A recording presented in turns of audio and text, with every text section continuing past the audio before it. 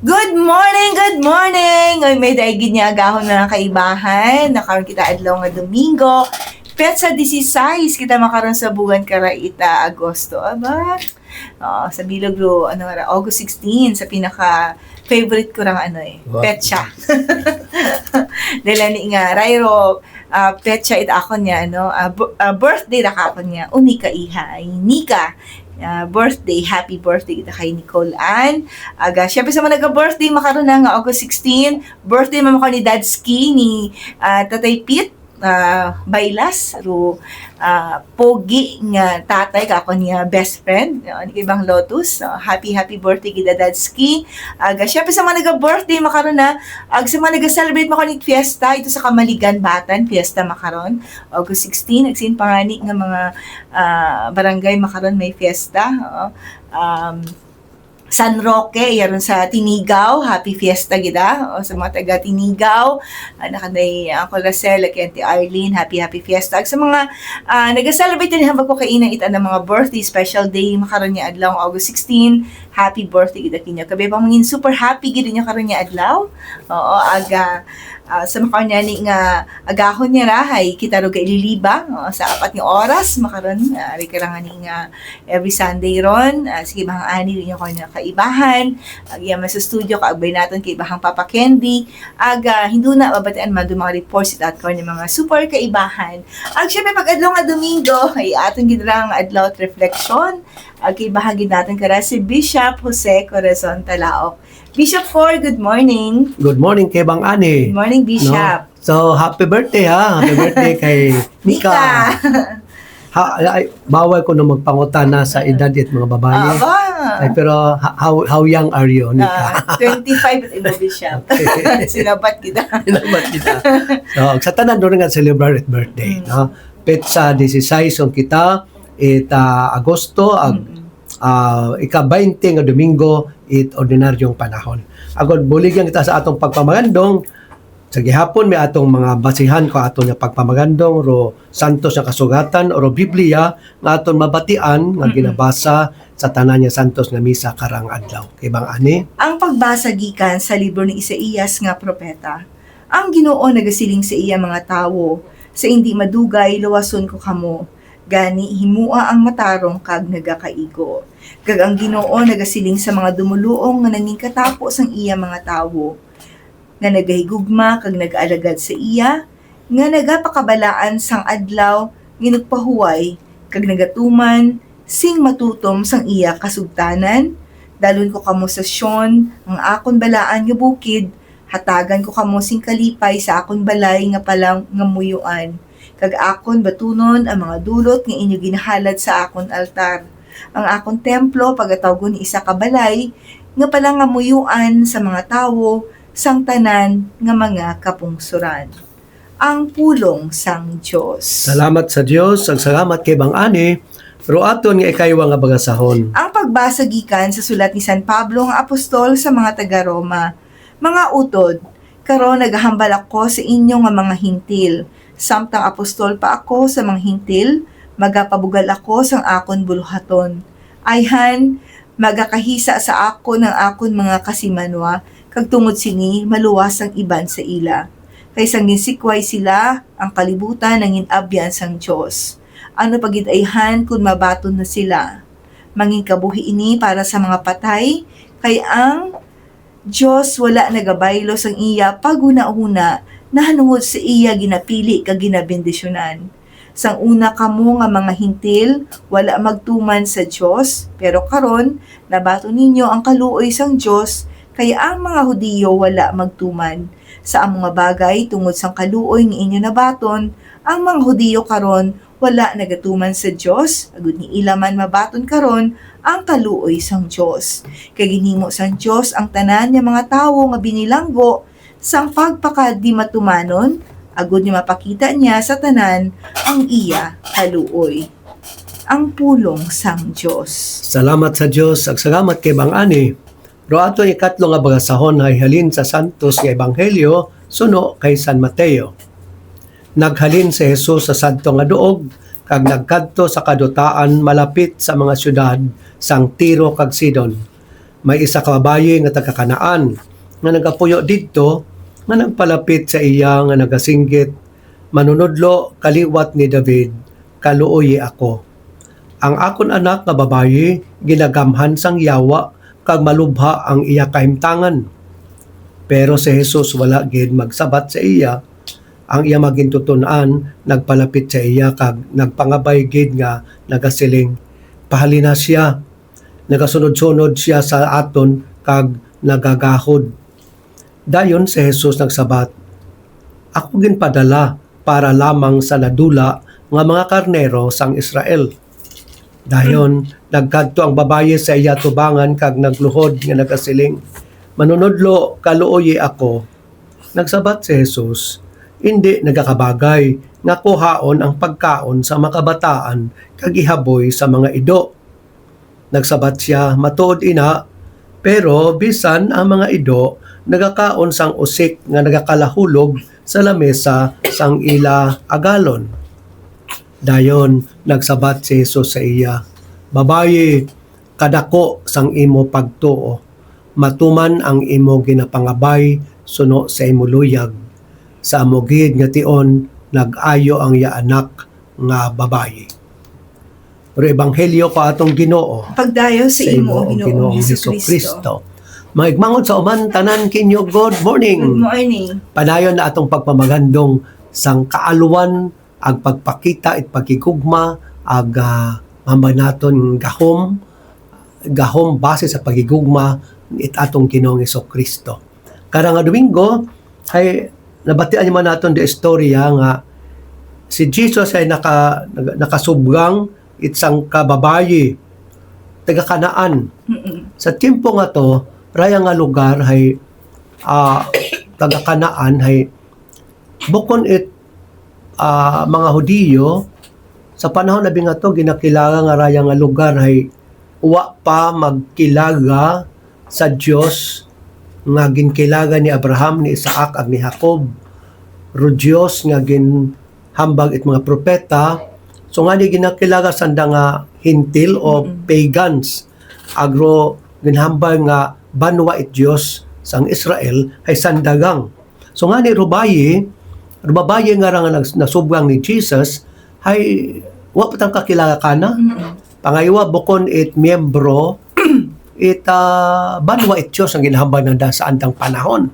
Nga ni kung may Diyos man sanda, kibang ani kung natandaan natong to sa atong pag-eskwela o hasta makaroon nga, di ba may ginatawag nga politeismo, kabaabong Diyos.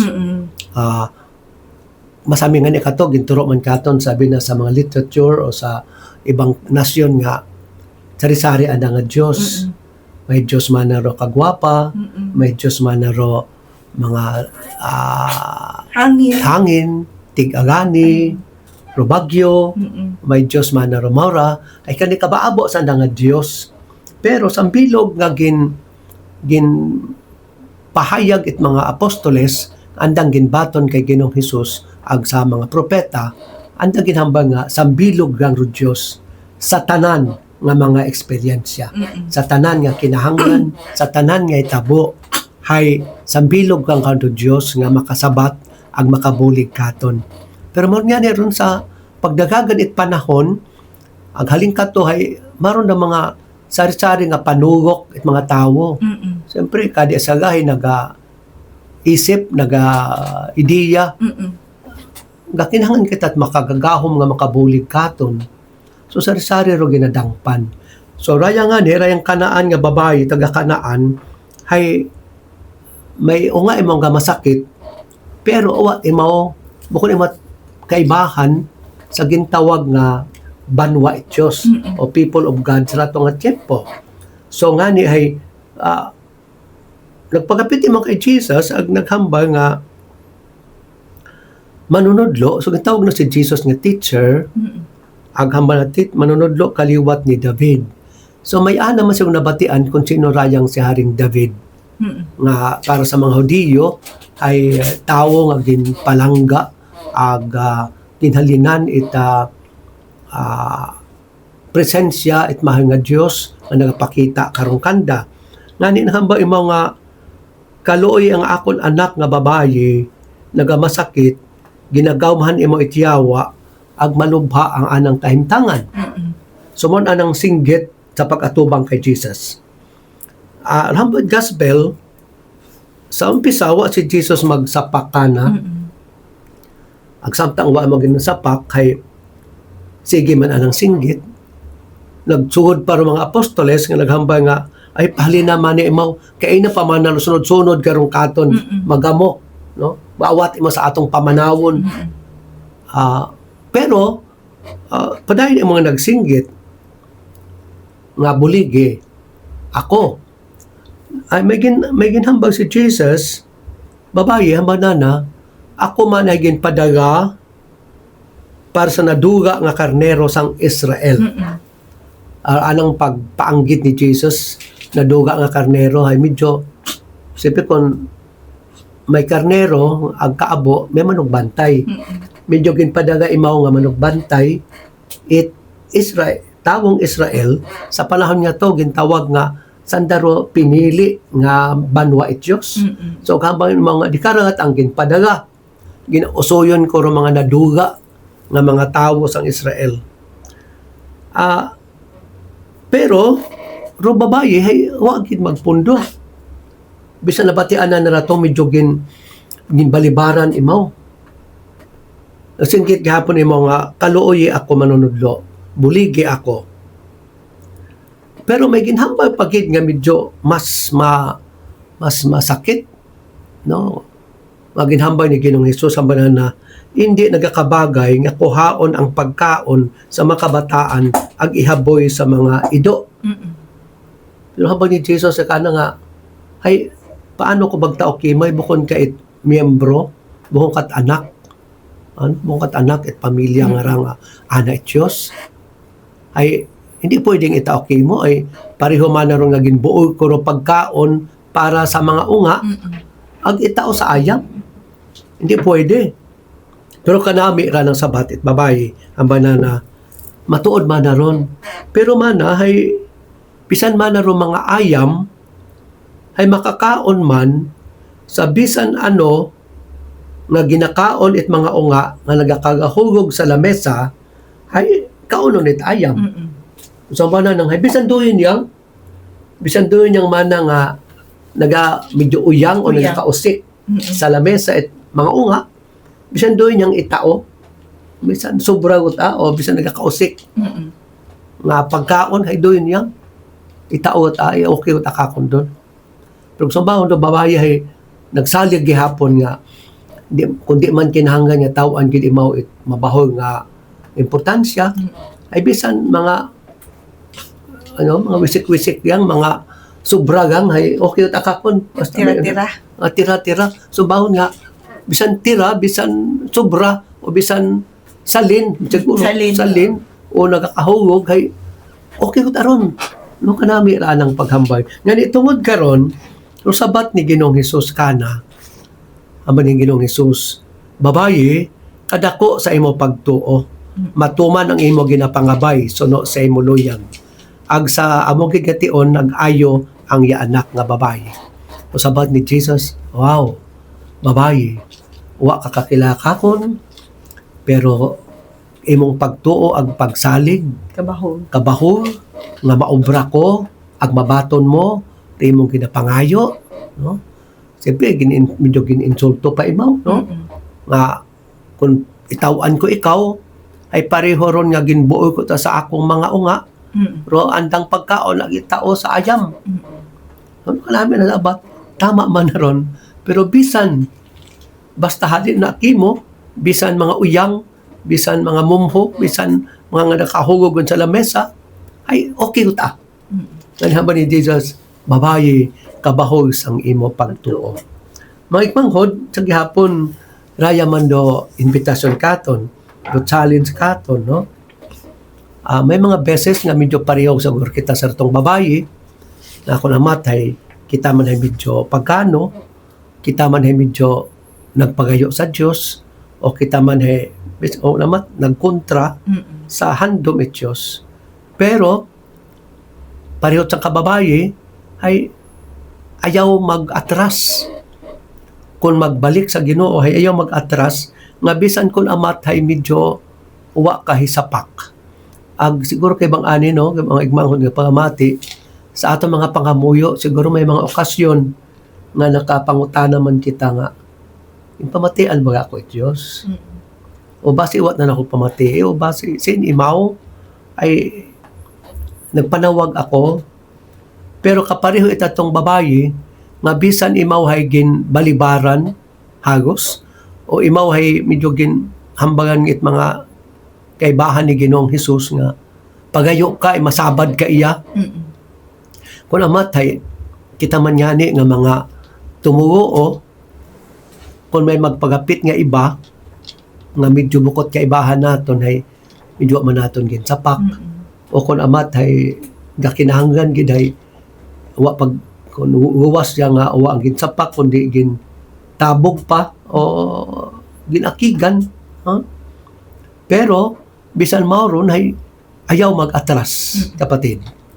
Padayon mga pagapit ay kung hibatian ka gid ni Lord sa imong mga pangabay ay ana gid ikaw nga sabton. Ana gid ikaw nga sabton. Ayaw mahadlok, ayaw magpaguya, kundi ipakita nga ra imong pagpanawag sa kay Lord, pagpangayot bulig ay minatuod bisan naghambag si Ginoong Hesus nga hindi nagakabagay nga itaok kimo, pero dahil sa kinahanglanon sa kabaskog it pagtuo it babaye nga to hay mahambag natong nag-iba, nagbaylo ro panan-awan ni Ginoong Hesus para kana tungod sa ana nga to nga pagpangamuyo saan nga pag-insist o magpangamuyo perme, hindi magkataka o at pagkagaoy, sige gid lang. Ay base sa atong tiyempo nga ginapangayo tahay hindi pat nagakaigo ra atong ginapangayo, o base sa atong tiyempo kung itaw katon ato na pangayo ay may iba ro resulta Kasi makapagain pa, no? Ay siyempre Ginoo kasayod kung saan o kung paano kimo ro yon itao. Raya hay invitasyon katon mga igmanghod sa aton nga baton taliwang Domingo sa atong pagsakay sa rayang sakayan it kalibutan nga ginabubalinsay kita abong beses it ibang eksperyensya harahay pag masakit sa gawas ako namat ginamba pa ito nga kay na ginamba nga ginagamhan siya sang yawa. Abo magtakam ko namat kay bang ani nga mga experience kara ang mga na-possess ko no pero galing hay may unagi man nga possession pero kaaba-abo ang medyo bukon gid it possession of the devil. Kundi ko namat may problema lang, habang naton problema sa gawas, problema sa kaisipan, sa damdamin ngani kung may problema ka sa gawas maapektuhan ro aton nga manami nga pananawan, no? Habang nga psychosomatic na pagmasakit nga ni bukod nga tayo magain nga espiritu kundi kung amatay may problema o base na gutuman o base wa tungog so may physical nga difficulty abong beses nagakaibara atong pananawan nga ni hay kaparihot atong babaye nga kabay nga mahambag si Ginoong Hesus dahil katon nga great is your faith. Kabaho nimo pagtuo ipakita naton daya kay Ginoong Hesus nga hindi kita magkataka, hindi kita mag-atras, hindi kita madugaan it pagsalig nga imaw magapamati katon ay siyempre anang gid ginhambal nga rukada isaga magahagon para kana. Yani ay Rohinyo ay ginala gid nabaton paagi saan ng pagpangamuyo. Rayar imbitasyon man katon iyaw magkataka sa pagpangamuyo sa Ginoo kun amat medyo uwa ay wa pa saan ang panahon kapareho sa natabo sa rayang babaye o kung amat paabi man ay may mga sirkumstansya nga kita ay ginaabangan sari-sari nga mga hitabo ayaw mag-atras kundi magpadayon gid nga magpagapit ka na ay sa bilog raya nga misyon ni Ginoong Hesus ro pag-ayo ro pagmayad it masakit ko atong kagawasan kaya na naraya, ag misyon na naraya, nga ni ayaw mag-atras, ayaw magkataka. Imaw gid magasabat ang magatao kay imong ginapangayo. Hambang nana ni Ginoong Hesus kay sa atong babaye, matuman ang imo ginapangabay suno sa luyag mo. Agkabay nga sa pagpangayo naton ra atong ginapangayo hay mabaton gid naton sa nato mismo o sa raya mismo nga tion. Kinyo tanan sa uman, good morning. Good morning. Thank you, Gid Bishop. Maaboy din salamat sa ating kanang Bishop Emeritus, kay Bishop Cor, sa ating makaroon refleksyon. Thank you, Gid Bishop. Agro ating karoon dugang pa mga balitaan pagkatapos siya mang kara.